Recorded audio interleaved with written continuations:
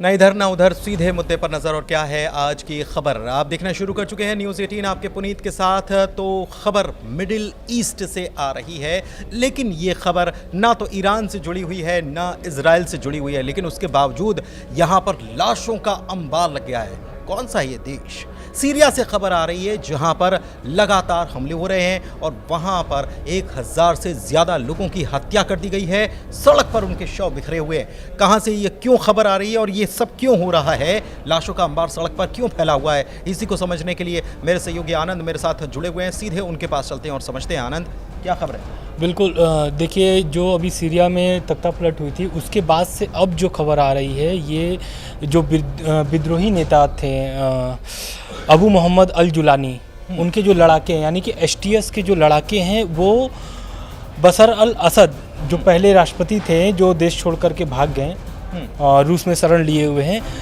उनके लोगों पर एसटीएस के लड़ाकों ने हमला किया है। करीब 1000 लोगों की मौत हुई है और सड़कों पर लाशें बिखरी हुई हैं, लोग बिलख रहे हैं। और लेकिन जो बशर अल असद के लोग हैं, यानी कि अलावी संप्रदाय के लोग जो हैं, वो अभी भी लड़ाकों से लड़ रहे हैं सीरिया के सड़कों पर। और इसमें बहुत ज़्यादा ही खून खराबा होने की वजह से खबरों को छिपाया भी जा रहा था, दबाया भी जा रहा था एसटीएफ के लड़ाकों के द्वारा। और एसटीएफ के लड़ाकों ने इस खबर को दबाने के लिए क्या किए हैं कि जितनी लोगों की भी जान गई है, उनको दफनाया जा रहा है तत्काल प्रभाव से। तो खबरें लेकिन जो आ रही हैं, वो करीब 1000 से अधिक लोगों की मौत हुई हैं। बिल्कुल ब्रूटली वहाँ से जो खबर आ रही है, महिलाओं के साथ दुष्कर्म की घटनाएं अंजाम दी गई हैं, उनको निर्वस्त्र करके सड़कों पर घुमाया गया है। ऐसी खबरें भी निकल कर सामने आ रही हैं। आपको बता दें कि हयात तहरीर अल शाम यानी एसटीएस ग्रुप जो है, जिसके मुखिया है जुलानी, उनका पुराना पास्ट जो है, हालांकि उन्होंने अपना नाम बदल लिया, जुलानी से उन्होंने अपना नाम बदल लिया और अहमद अल शारा के नाम से अब वो जाने जाते हैं। लेकिन इसके पीछे उनका इतिहास और भी दिलचस्प रहा है। क्या दिलचस्प रहा है और इतिहास में क्या है उनके, ये समझते हैं आनंद से। बिल्कुल, बशर अल असद जब सत्ता में थे, तभी से ये विद्रोही जो नेता थे अल जुलानी, ये काफ़ी एक्टिव मामले में थे। पहले इनकी जो छवि थी वो आतंकवादी छवि थी, मतलब सीरिया में भी आतंकवादी छवि थी, क्योंकि ये पहले अलकायदा से जुड़े हुए, ऐसा कहा जाता है, खबरें ऐसी हैं कि अलकायदा से ये पहले जुड़े हुए थे, प्रेरित थे, हाँ ट्रेनिंग भी थे, प्रेरित भी उन्हीं से हुए थे। लेकिन धीरे धीरे जब ये सीरिया जब आए, तो सीरिया में आए तो अपनी छवि सुधारने के लिए वो राजनेता के तौर पर उभरे हैं। यानी जो आम जनता है उनसे जुड़ने लगे, बिना हथियार के सड़कों पर चलने लगे, तो लोगों में विश्वास अपने को जताएं और जनता के सामने। और बशर अल असद जो थे, वो उनके पिताजी भी जो थे, करीब 53 साल की ये सत्ता थी, लेकिन उनको देश छोड़ करके भागना पड़ा, रूस में शरण लेना पड़ा। और ये जो विद्रोही नेता थे, इनकी सत्ता कायम होती है। हालांकि अभी मतलब कि एक तरीके से क्या होता है, अप्रूव्ड नहीं है, मतलब वो एक तरीके से अवैध तरीके से सरकार चला रहे हैं, उस पर कुछ किसी राष्ट्रीय देशों का या फिर लेकिन इसमें पड़ोस से जो टर्की जो है, वहाँ से भी खबर आ रही कि वहाँ से भी सहयोग किया गया इनको।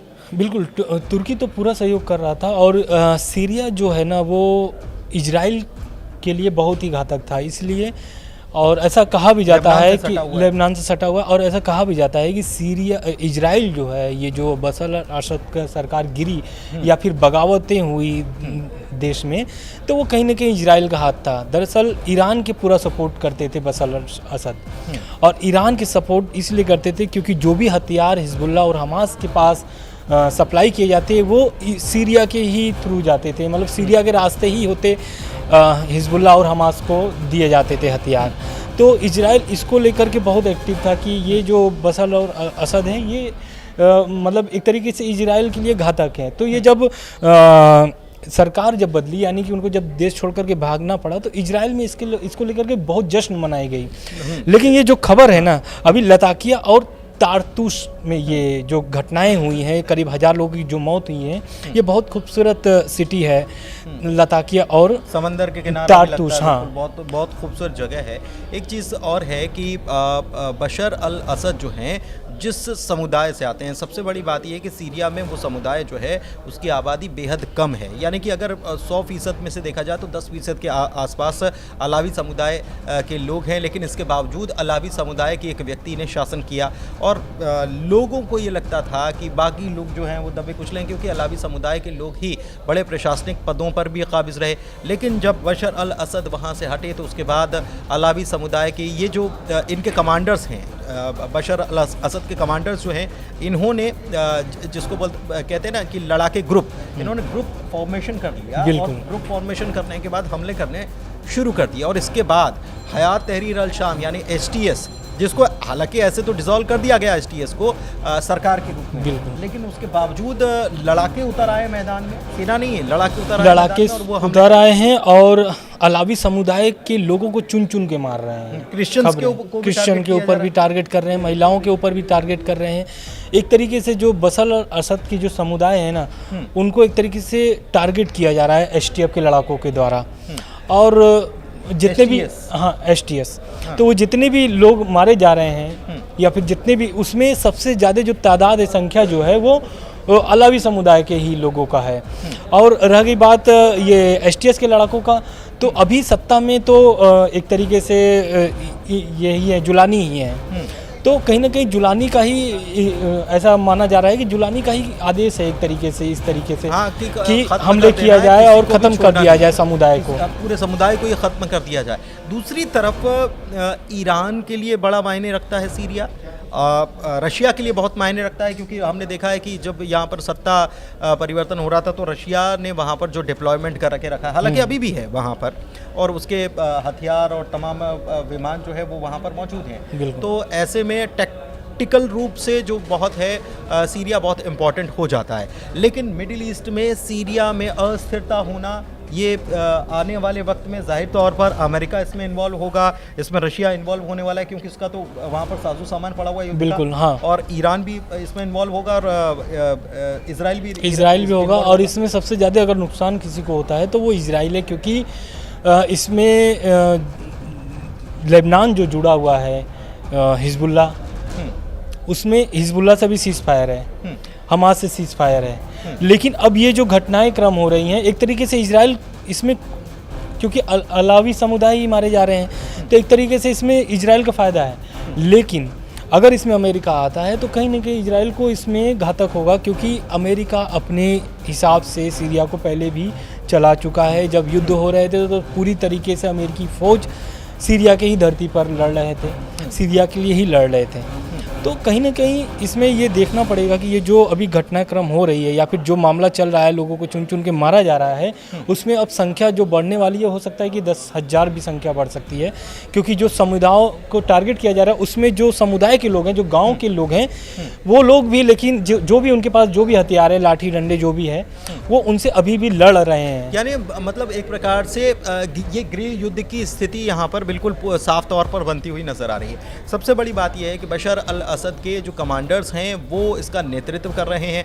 अब उनको सपोर्ट जो कहा जा रहा है, क्योंकि रूस ने कहीं ना कहीं शरण तो दे रखी है, तो माना यह जा रहा है कि रूस और ईरान वहाँ पर सपोर्ट कर रहे हैं, जाहिर तौर पर आर्थिक रूप से, हथियार के रूप से और स्ट्रैटेजिकली रूप से वहाँ पर ये सब कुछ हो रहा है। HTS भी जो है उसके लड़ाके भी मैदान में उतरे हुए हैं।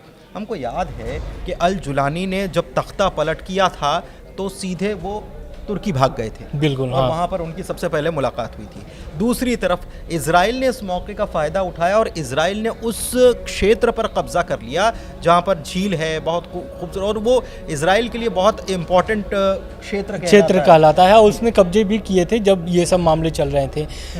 मैं तारीख बता देना चाहता हूँ कि 8 दिसंबर 2024 की ये घटना है जिस पर आप बात कर रहे हैं। और ये लताकिया में ही हमला क्यों कर रहे हैं लड़ाके, HTS ये बहुत महत्वपूर्ण है जाता है। दरअसल या टाटस जो है तारतुश, हाँ। तो ये इसलिए हो रहा है क्योंकि यहाँ पे अलावी समुदाय जो हैं बहुत मजबूत गढ़ है एक तरीके से, तो इसलिए सीरिया के पूरे इलाकों में हमला नहीं हो रहा है, सिर्फ ये 2 शहर में हमले हो रहे हैं, क्योंकि ये जो गढ़ माना जाता था ये असद के गढ़ माने जाते थे। यहाँ पर अलावी समुदाय बहुत ज़्यादा संख्या में है, मतलब जड़ से खत्म करने के लिए ये हमला, हाँ, एक तरीके से कहा जा सकता है। और ये जो HTF के लड़ाके हैं पूरे एकदम हथियार के साथ जा रहे हैं और एक तरीके से जो हमला है ये निर्दोषों पर हमला कर रहे हैं, क्योंकि उनकी उसमें कोई गलती नहीं है। कई लोग निर्दोष हैं, हालांकि ऐसा नहीं है कि सभी लोग निर्दोष हैं, क्योंकि हम आपको बता चुके हैं कि बशर अल असद के जो कमांडर्स हैं उन्होंने भी हथियार उठा रखा है और वो बार बार, जिसे कहते हैं गृह युद्ध, और बार बार हमले करके और नुकसान पहुंचाने की कोशिश कर रहे हैं। और इसके जवाब में एसटीएस ने कत्लेआम यहाँ पर मचा दिया। और लड़ाके अगर उतरते हैं, आतंकवादी रूप से वो काम करते हैं, लड़ाके उतरते हैं, तो वो किसी के ऊपर भी रहम नहीं कर रहे हैं। और जैसा कि मेरे सहयोगी बता ही रहे हैं कि वहाँ पर जो लोग मारे गए हैं उनको वहीं पर ताकि आंकड़े सामने ना आ सकें, इसके लिए दफनाया जा रहा है। महिलाओं को निर्वस्त्र किया जा रहा है, उनके साथ लगातार दुष्कर्म की घटनाएं भी सामने आ रही हैं। हालांकि क्या यूएन ने इसको संज्ञान में लिया है? अभी कोई भी ऐसी प्रतिक्रिया नहीं आई है, लेकिन आने वाले समय में बिल्कुल संज्ञान लेगा, क्योंकि सीरिया एक ऐसा रेड इलाका है। रेड इलाका इसलिए कह रहे हैं क्योंकि इजराइल और रूस यूक्रेन के पहले से ही युद्ध वहाँ पर हो रहे थे। ये तो युद्ध अब न ख़त्म हुआ है, लेकिन ये पहले से ही वहाँ पर रेड इलाका माना जाता है सीरिया को, क्योंकि अमेरिका, ईरान सभी वहाँ पर हमले कर चुके हैं। चलिए ठीक है, बहुत शुक्रिया आनंद हमसे बातचीत करने के लिए। और कुल मिलाकर सीरिया में जो कुछ चल रहा है इसका अपडेट हम आपको पहुंचाते रहेंगे। फ़िलहाल इस वीडियो में इतना ही, इजाज़त दीजिए। धन्यवाद।